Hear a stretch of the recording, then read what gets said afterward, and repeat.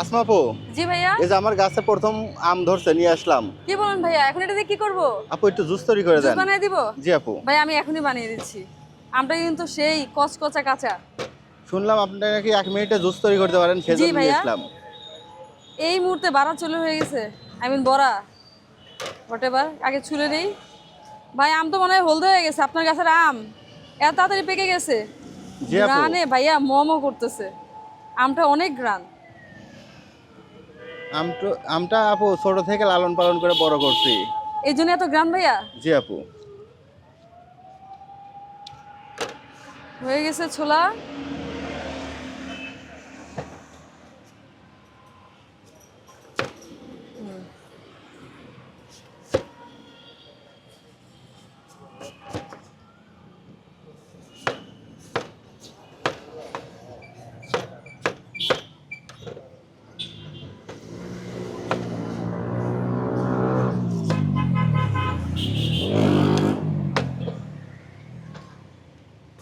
গরমে কিন্তু কাঁচা আমের জুস ভাইয়া অনেক মজা হয়।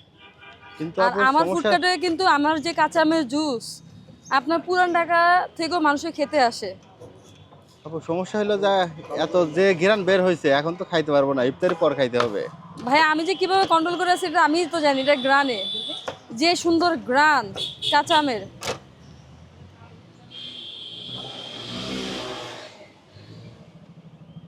এই যে কাঁচা আম দিয়ে দিলাম। এখন এই যে এখান থেকে ফ্রেশ ফ্রেশ পুদিনা পাতা দিয়ে দিই, পুরো জমে যাবে। আর কি কি দিবেন আপু? এখন এখানে একটু চিনি দেব, এই যে চিনি। তারপরে দেব আমরা এখানে বিট লবণ। এই যে এটা সিক্রেট, বলা যাবে না। আপনার সিক্রেট মশলা? হ্যাঁ সিক্রেট মশলা। এই যে এখানে এবার আইস দিয়ে দিব।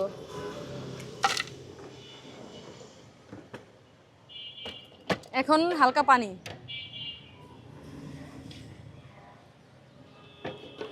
ব্যাস, এবার স্টার্ট। আপু আপনার ফুডকার্টে কি আমের জুস পাওয়া যাবে? জি ভাইয়া, আমার ফুডকার্টে আমের জুস পাওয়া যায় মাত্র 80 টাকা করে গ্লাস এই মুহূর্তে। তবে যখন আম অ্যাভেলেবেল হয়ে যাবে তখন ওইটার দাম হয়ে যাবে মাত্র 60 টাকা। রেডি হয়ে গিয়েছে আমাদের কাঁচা আমের জুস। কালার দেখলেই তো শান্তি। আমের যেমন ভালো স্মেল, জুসেরও তেমন ভালো স্মেল। ভাইয়া এই যে আপনার গাছের কাঁচা আমের জুস রেডি হয়ে গিয়েছে, যেটা আমার ফুডকার্টেও পাওয়া যায় এই মুহূর্তে 80 টাকা করে গ্লাস। যখন অ্যাভেলেবেল হবে মার্কেটে তখন হয়ে যাবে 60 টাকা।